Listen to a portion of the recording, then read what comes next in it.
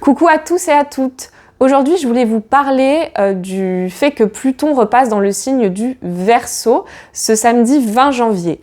Donc c'est un mouvement céleste majeur parce que Pluton est la planète la plus lente du zodiaque. Elle n'avance pas toujours à la même vitesse puisqu'elle a un hémicycle rapide et un hémicycle lent. Mais on va dire qu'elle met environ 244 ans à faire le tour du zodiaque, ce qui fait que contrairement à d'autres planètes plus rapides et plus personnelles, qui vont faire plusieurs fois le tour du zodiaque au cours de notre vie, là, à l'échelle humaine, ce ne sera pas le cas. Pluton reste en moyenne 21 ans dans un signe. Là, elle entre en Verseau le 20 janvier. Elle avait déjà fait une courte incursion dans le signe en mars 2023. Et là, elle va rester dans le signe du Verseau jusqu'en mars 2044. Donc ça fera bien 20 ans dans le signe depuis sa première entrée en mars 2023. Donc à noter qu'avec son jeu de rétrogradation, elle refera une mini incursion en Capricorne du 3 septembre au 20 novembre 2024. Mais voilà, ce sera un passage relativement rapide à l'échelle de quelques semaines, mois. Le changement de signe de Pluton, c'est majeur en astrologie parce que c'est un transit dit lent. Et donc, il y a un impact particulier au niveau du collectif, mais aussi au niveau personnel.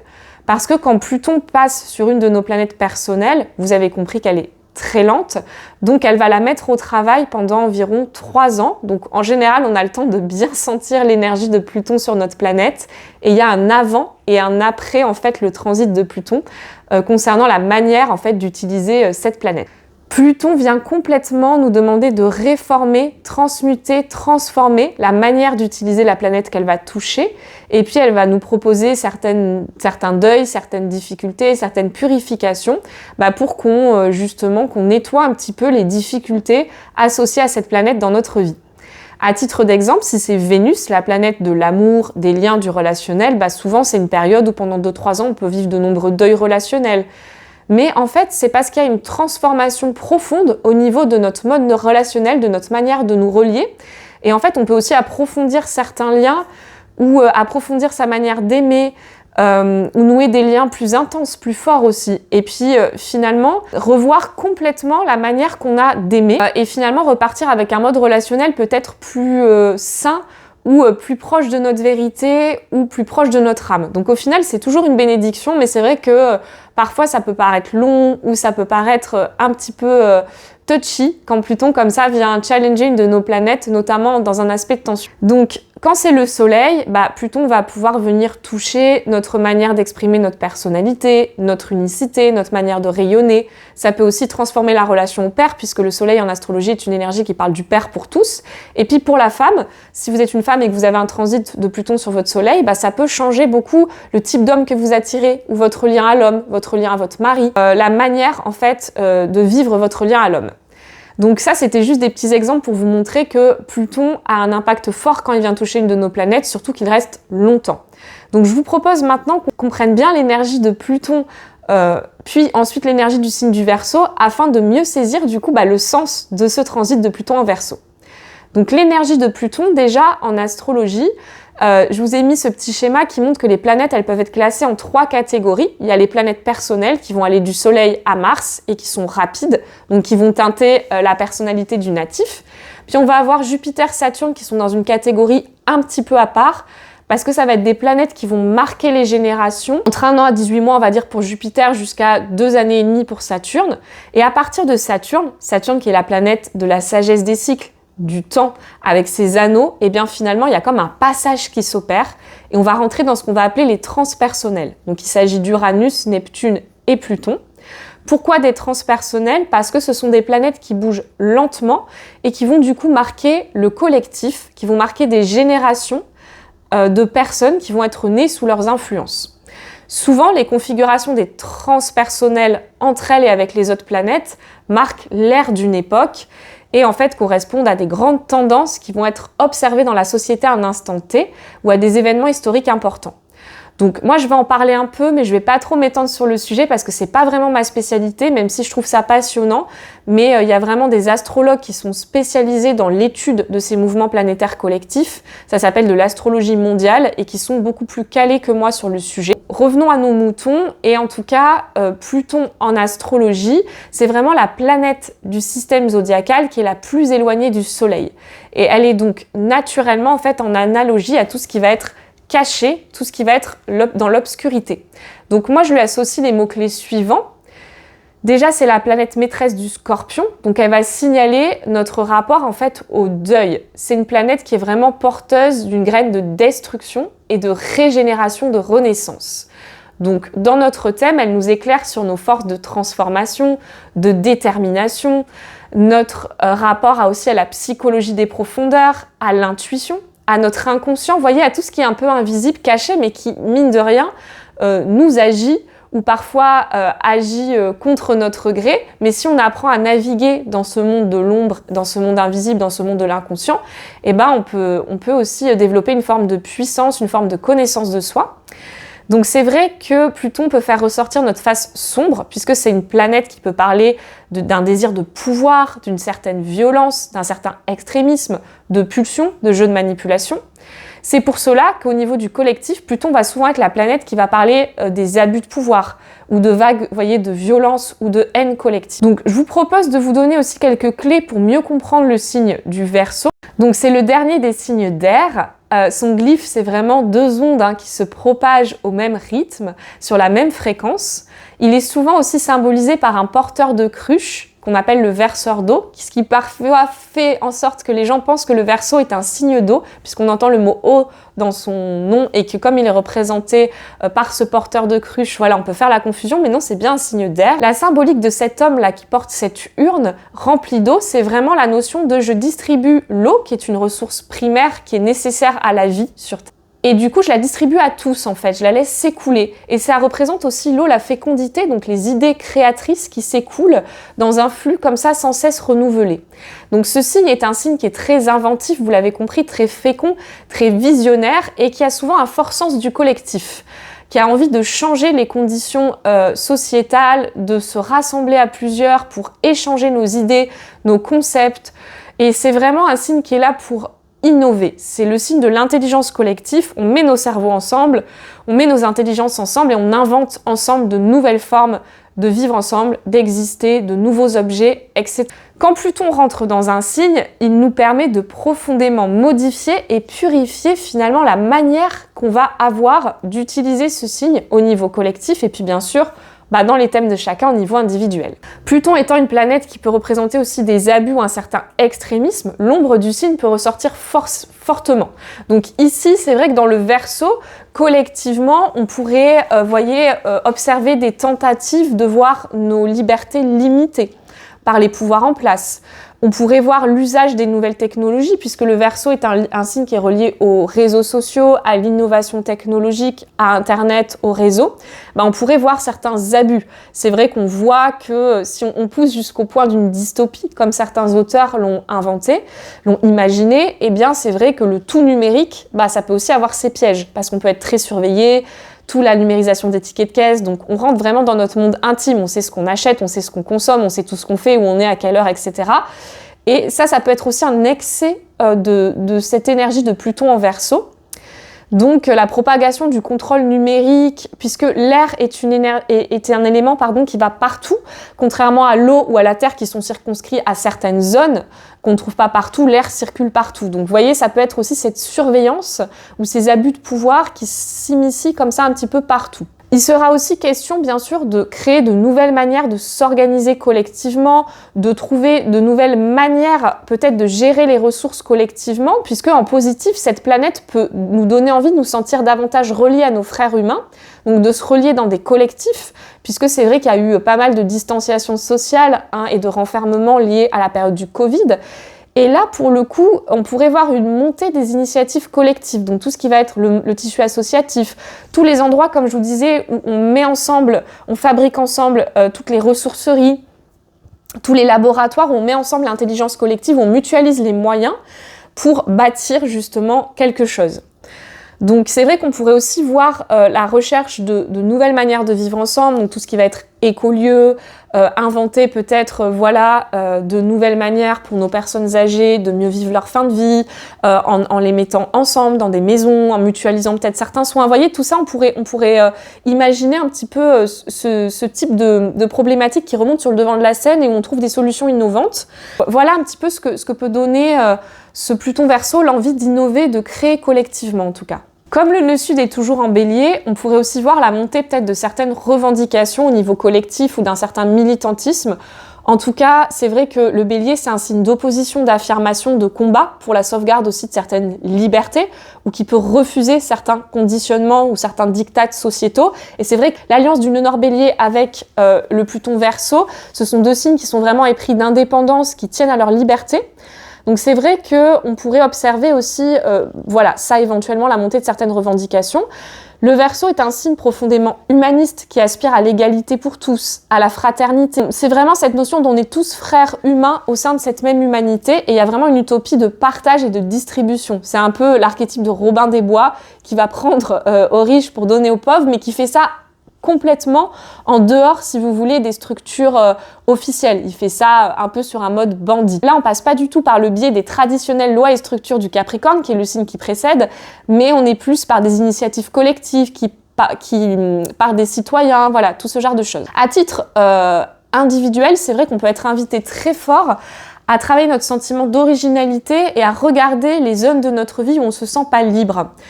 Le fait que Pluton aussi rentre en Verseau le jour où le Soleil bascule dans ce signe, c'est fort puisque le Soleil vient toujours éclairer, c'est une énergie qui vient apporter la lumière, le projecteur sur quelque chose. Donc là, ça illumine vraiment l'entrée de Pluton dans ce signe. Et c'est vrai que l'entrée de Pluton dans le signe est éclairée par ce Soleil et du coup est forcément mis à l'honneur. Donc à titre plus personnel et psychologique, Pluton Verseau va tout courant 2024 travailler fort avec le nœud nord en bélier. Et puisque, comme je vous disais, ce sont deux énergies qui poussent à la liberté, l'autonomie, l'indépendance, on pourrait être amené vraiment à travailler très fort sur ces notions, avec le nœud sud balance qui peut demander de se libérer de certains attachements ou de certaines apparences sociales, de certaines conventions. En plus, au moment de l'entrée de Pluton en Verseau, ça forme un beau trigone avec la Lune, qui à ce moment-là est en Gémeaux.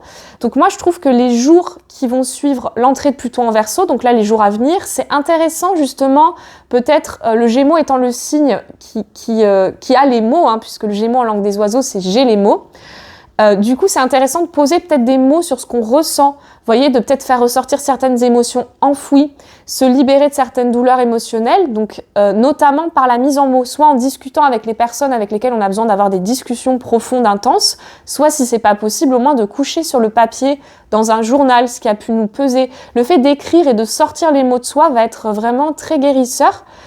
Tout ce qui n'a pas été digéré, et puis de poser ses intentions aussi pour l'entrée de ce Pluton en Verseau, de dire dans mon mois du futur, comment je me vois dans mon mois du futur, quels objectifs long terme j'ai envie de me fixer, c'est quoi ma vision de mon futur, qu'est-ce que je pourrais faire pour que ma vie elle soit plus libre, plus stimulante, plus innovante, et de se fixer par écrit des grandes directions d'avenir, ou de se le marquer sur un papier que vous mettez sur votre frigo, dans votre voiture que vous voyez tous les jours, ça peut vraiment aider à surfer sur cette énergie de cette entrée de Pluton. Ce transit commence aussi avec un carré de Pluton au Jupiter qui est en Taureau.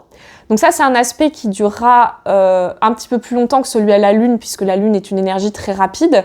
Donc Jupiter va flirter encore quelques temps, j'ai envie de dire, avec l'énergie plutonienne, avant qu'il rentre en Gémeaux à la fin mai 2024. Jupiter, c'est une énergie d'excès. Et Pluton, c'est une énergie qui peut aussi comporter ces excès, puisque c'est une énergie très entière, très extrême. Et Pluton et Jupiter sont deux planètes qui parlent du pouvoir, aussi des figures d'autorité. Et elles se trouvent dans des signes en carré, puisque le Taureau et le Verseau sont deux signes de la croix fixe. Et un carré, ça parle vraiment du coup d'une tension intérieure en fait, de quelque chose qui bouillonne en nous, quelque chose qui est là et qui génère beaucoup de tension. Donc on peut vouloir d'un côté lutter pour conserver certaines sécurités, y compris des sécurités matérielles avec le Jupiter Taureau, vous voyez, ou certaines habitudes.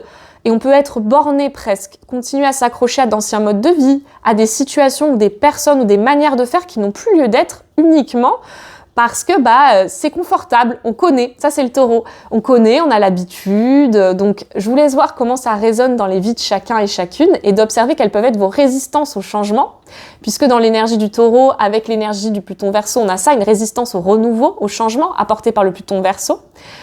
Et du coup, c'est intéressant de voir justement quelles sont les zones de confort devenues inconfortables puisqu'elles vous empêchent d'avancer. Quels sont les boulets qu'on se traîne dans notre vie? Alors ça peut être des attachements très matériels, un job qu'on conserve mais qu'on n'aime plus parce que on a peur matériellement, mais en même temps on sent qu'il faudrait qu'on reprenne notre indépendance, qu'on fasse autre chose. Ça peut être une relation, voilà, avec le nœud sud balance. Voilà, je laisse à chacun voir comment ça se place et comment ça résonne. Mais en tout cas, ce carré, il peut générer aussi une forme de crise en lien à notre philosophie, notre direction de vie. Il peut venir nous dire, ok, qu'est-ce qui fait sens pour toi? Reviens à l'essence, reviens à tes profondeurs, mets-toi en introspection et observe tes projets actuels, observe les objectifs long terme que tu t'es fixés. Est-ce qu'ils sont toujours d'actualité en fait? Est-ce que cet objectif de réussite matérielle ou autre, est-ce qu'ils correspondent vraiment à ton essence profonde? Est-ce qu'ils sont authentiques? Est-ce qu'ils sont alignés avec ton être? Est-ce qu'ils répondent à ta quête de vérité ou est-ce qu'il y a des réajustements, peut-être de direction, d'objectifs qui sont nécessaires? Ça, c'est un peu typique pour moi d'un aspect Jupiter. Jupiter, on pointe sa flèche dans une direction et l'aspect avec Pluton demande peut-être des réajustements, de transformer, peut-être de faire le deuil de certains projets qui sont peut-être plus si alignés que ça. Pour celles et ceux qui sont plus aguerris en astrologie, je vous invite vraiment à regarder comment ce carré il tombe dans votre thème, dans quelle maison il se place, pour comprendre le travail psychologique finalement et les domaines de vie dans lesquels cette tension va s'opérer. Est-ce que cet aspect tombe sur certaines de vos planètes personnelles? Et pour ceux qui ne savent pas le faire ou qui ressentent le besoin d'être accompagnés dans ce processus, je vais ouvrir 20 places en mini-consultation. Je vous mets le lien sous la vidéo. Vous pouvez les réserver sur WizEvent. Les 5 premières mini-consultations sont au tarif de 20 € pour les 5 premières personnes qui réservent. Et ensuite, je bascule au tarif de 25 €. Et en 30 minutes, on a vraiment bien le temps de balayer. En général, je donne pas mal d'infos et c'est assez complet. Donc pour ceux qui ressentent l'élan du coup de se faire accompagner dans ce processus, n'hésitez pas à réserver une place. En tout cas, il est certain que ce carré entre Jupiter, Taureau et Pluton Verseau va nous demander du détachement. Pour moi, il rappelle un petit peu le carré qu'on a eu courant 2022 entre le Saturne qui à l'époque était en Verseau et Uranus qui était en Taureau. Et ça, c'est un carré qui a vraiment marqué l'année 2022 comme ça parce qu'il y a eu un jeu de rétrogradation donc qui nous a vraiment suivis. Et ça peut être intéressant parce que je trouve qu'il y a un écho énergétique entre ces deux périodes de regarder qu'est-ce qu'on a fait à ces périodes-là, quelle conscientisation on a eu, quel projet on a mis en route, et peut-être de faire un bilan de certaines actions qu'on a posées à ce moment-là, ou de certaines idées qu'on a eues mais on n'a peut-être pas encore posé les actions, et peut-être de les pousser plus loin. En tout cas, on est sur une énergie de détachement vis-à-vis d'habitudes de vie, de structures qui sont devenues obsolètes, voire de loyauté, parce que dans l'énergie du taureau, on peut être loyal par exemple à son hérédité, à ses racines, à là où on a grandi, ou à des structures ancestrales.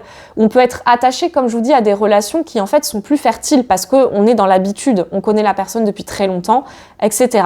Donc là, il y a quand même l'idée d'aller vers le futur et la nouveauté, et ce qui peut être vraiment porteur pour nous à long terme sur notre avenir.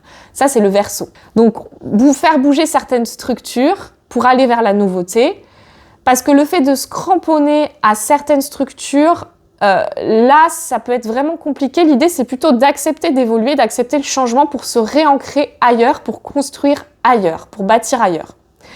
Dans chacun de nos thèmes, Pluton vient transiter une maison, c'est-à-dire qu'il va se positionner sur une ou plusieurs maisons. Donc ce sont des domaines de vie dans lesquels Pluton va nous demander d'opérer une profonde transformation, transmutation.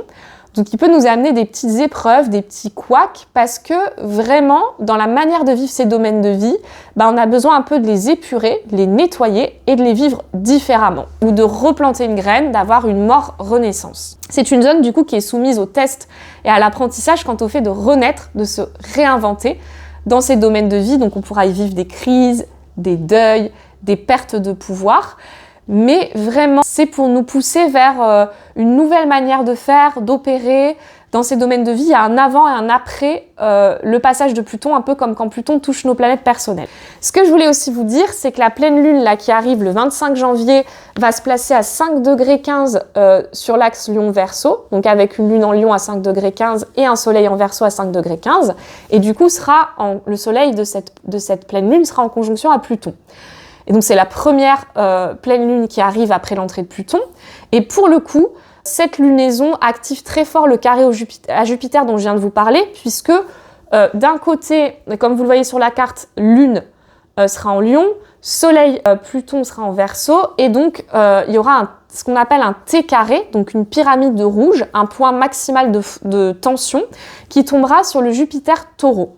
Donc c'est vrai que ça pourra être assez intense sur le plan émotionnel, on pourra être mis au défi d'éliminer peut-être certains schémas inconscients, puisque Lune est opposée à Pluton.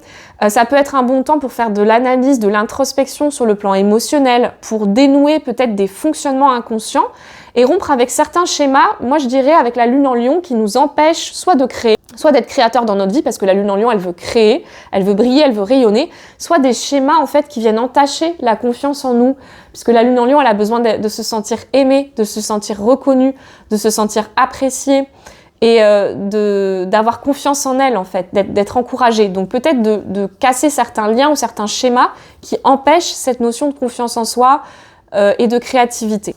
Retrouver aussi son indépendance émotionnelle et son autonomie, ça c'est vrai que quand Lune, Pluton sont dans le jeu, souvent il y a ces notions-là qui peuvent être présentes. Donc, quelles personnes peuvent être touchées par ce transit de Pluton Verseau ? Déjà, pour commencer, toutes les personnes qui ont des planètes personnelles ou des points, ça peut être un astéroïde comme Chiron, etc., entre le degré 0 et le degré 5 du Verseau. Puisque Pluton rentre dans le signe du Verseau et vient impacter d'abord cette première zone astrologique, ce premier espace astrologique. Ensuite, les natifs de la croix fixe. Pourquoi ? Parce que toutes les personnes qui ont des positions planétaires majeures dans la croix fixe, donc signe du Taureau, Scorpion, Lion, Verseau, en fait, Pluton en rentrant en Verseau vient générer des aspects de tension, dits de carré et d'opposition, qui du coup vont mettre un petit peu au défi l'utilisation de vos planètes qui se trouvent soit en face en Lion, soit en carré en Taureau, Scorpion. Et donc, Pluton peut venir mettre un peu en crise vos planètes ou vos points pour les guérir. Donc ça peut être intéressant de comprendre ce qui se passe pour ne pas subir ce transit et comprendre ces leçons évolutives. Et puis, il y a d'autres natifs, bien sûr, qui peuvent être touchés, mais ce sera de manière plus douce, puisque ça enverra des sextiles trigones, ce qui ne veut pas dire que ça n'a pas un impact important, mais ça se vit plutôt comme une énergie souterraine qui vient soutenir en trame de fond, plutôt que comme un aspect de crise et de deuil. Comme toujours avec l'astrologie, c'est un système très complexe, d'où le fait que je vous propose une mini lecture personnalisée sur ce sujet, parce que c'est un mouvement que je trouve suffisamment long et significatif, et ça vaut le coup du coup de regarder. Donc concernant cet accompagnement que je propose, tout est dans la barre de description, et je vais aussi lancer une série de mini-vidéos très courtes sur les analogies en fait entre la mythologie et l'astrologie, et comment finalement les personnages de la mythologie nous permettent de mieux saisir des planètes ou des points en astrologie. Donc je vous invite à me rejoindre sur Instagram si ce n'est pas déjà fait pour pouvoir visionner ces vidéos. Je verrai si je les mets aussi sur YouTube ou pas. Et d'ailleurs, je vais en faire une très prochainement sur Hadès. Hadès qui est du coup le dieu qui est rattaché à la figure de Pluton. Et ça vous permettra aussi d'approcher différemment l'énergie de Pluton et ce sera assez complémentaire avec cette vidéo. Je vous dis à bientôt!